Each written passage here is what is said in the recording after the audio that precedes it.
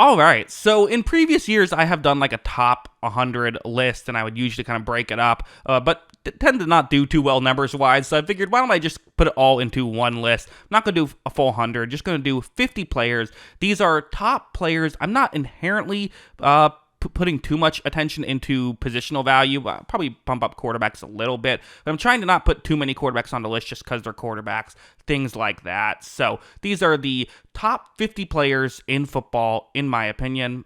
Let's just get into it. So first eight, we're going to go in eight chunks, and then we'll eventually get into five, five towards the end here. But let's start with going with eight at a time. Jesse Bates, safety out of Atlanta, didn't have his best year last year, but still a very good player. Amon-Ra St. Brown, obviously maybe the best slot receiver in football. Trent McDuffie, maybe the best slot corner in football, who also plays outside now and does a very good job there. Zach Bond, the off-ball linebacker for Philadelphia, who, he is someone that only had one really good year, and that kind of hurts his stock, but he was better than a lot of players above him last year. It's the 1 year that you kind of have to, be a little bit concerned about. Hey, guy won an All-Pro and then had a pick in a Super Bowl that he won against Mahomes. That's pretty good year. Roquan Smith, we all know what he can do. The Swiss Army knife off-ball linebacker for the Ravens.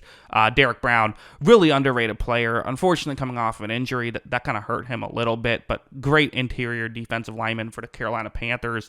Jalen Carter, great interior defensive lineman for the Eagles.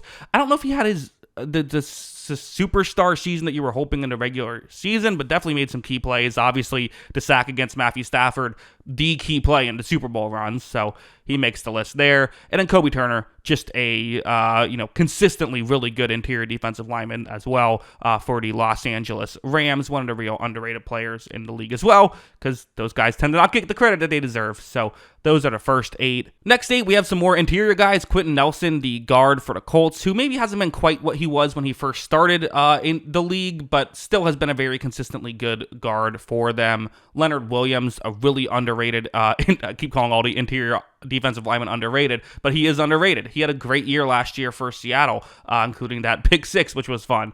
Micah Parsons and Trey Hendrickson at 40 and 39. Some people would argue they should be higher. And listen, again, there's a lot of good edge rushers, so you got to kind of pay attention to their peers and that stuff. But also, those are two guys who aren't great run defenders. They are amazing pass rushers. So, I can understand the argument. But again, there's a lot of really good players. So, still make the top 40. That's not an insult.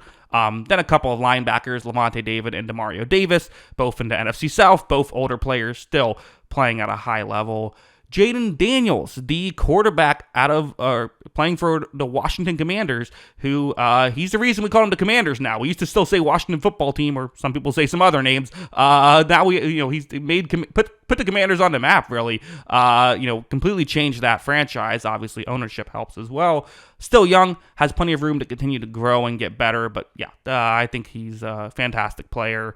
And then CeeDee Lamb, who was at times uncoverable last year, had some injury issues, unfortunately. But yeah, he's a superstar level player, and with another healthy season, he could climb these rankings, I think.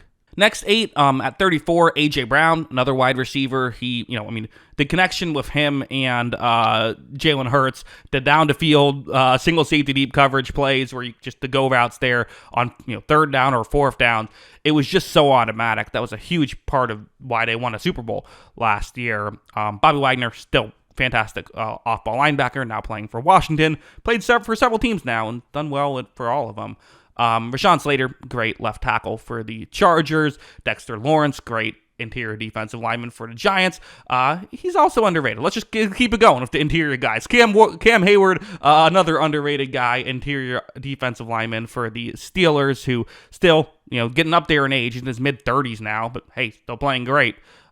Chris Lindstrom, really good guard for the Falcons. Joe Thuney, really good guard for the Bears, as the Chiefs traded away Thuney, who I definitely like the Bears in that trade, as he's someone who, of course, had to play tackle in the Super Bowl, given that weird situation, and did okay in that run when he had to play tackle, but obviously he was an all-pro at guard, so that's where you want to have him. And then Kyle Hamilton, who is, again, the Swiss Army knife for the Ravens as well. Him and Roquan Smith can be called Swiss Army knives because they do so much. Kyle Hamilton can really do it all and has fit that scheme so perfectly.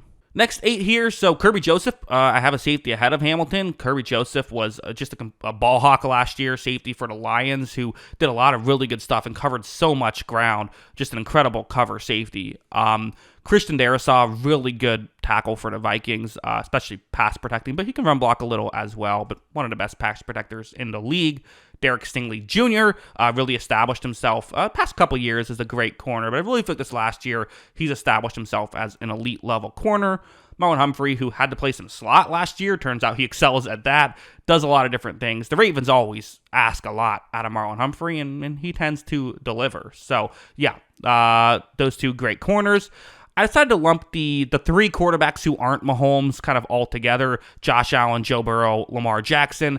That is my order. Many people will disagree, and many people will put Allen ahead or Burrow ahead, whatever. I don't know. I just thought Lamar was better last year, and I thought Burrow was a little better in the regular season, and he never got to play in the playoffs, in my opinion, through no fault of his own. If you want to mix and match, have at it. But to me, those 3 are all kind of interchangeable.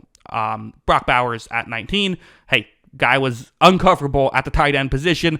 Isn't the best blocker. That hurts his stock a little bit, but how good he was as a tight end, yeah, he has to be high on the list. Next 8, so Nick Bosa, who again does have the injury concerns that he always has, but is still an elite level edge rusher. Both can play run defense, but also is just an incredible pass rusher. Trey McBride, the other tight end, my tight end 2, who not only does he put together very similar receiving stuff that what you'll get out of a lot of the other elite tight ends, good blocker as well. So definitely big Trey McBride fan. Chris Jones still playing at a high level. Pat Surtain, the reigning defensive player of the year, who I want to see him do it again before I'm going to put him in top 10. But he was reigning defensive player of the year, and I don't really hate that he got the award. I think it made sense.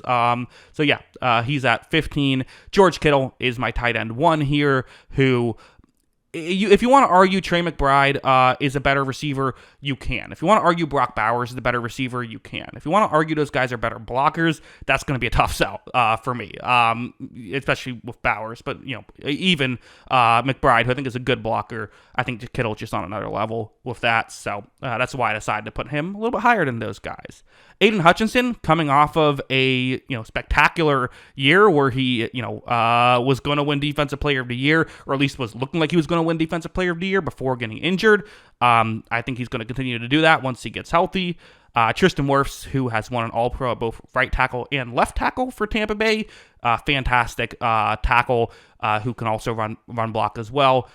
He's at number 12. And then Jamar Chase, who is borderline uncoverable at 11. I'll just say he's uncoverable in general, as is number 10. We're going to go to just 5 now for the top 10.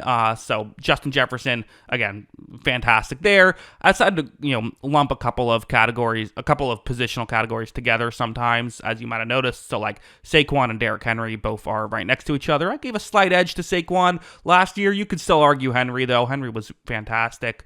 Number 7, the center for the Kansas City Chiefs, Creed Humphrey, who is a great player in his own right, consistently one of the best in the leagues. Definitely centers don't always get put in the top 10, but he deserves it, I think. Fred Warner also definitely deserves to be in top 10 as well. Doesn't always get the attention that he deserves, being an off-ball linebacker, but I had him at number 2 last year, dropped him a little bit, but still have him in the top 10.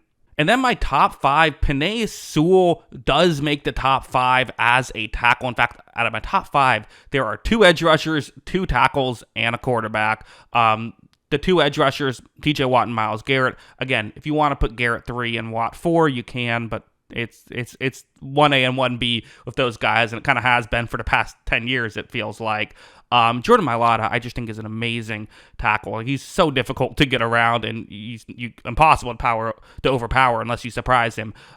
He's my best player in football who is not a quarterback. But number 1, it's Mahomes, and it's going to continue to be Mahomes probably until he retires. It's the boring answer, but to me, it's the correct one. I think that there's been a pushback on Mahomes and how good is he really. I think he's that good. I think he's the best player in football. But yeah, that is my take. That is my top 50. I'm sure you will have disagreements, so let me know what your disagreements are in the comments below.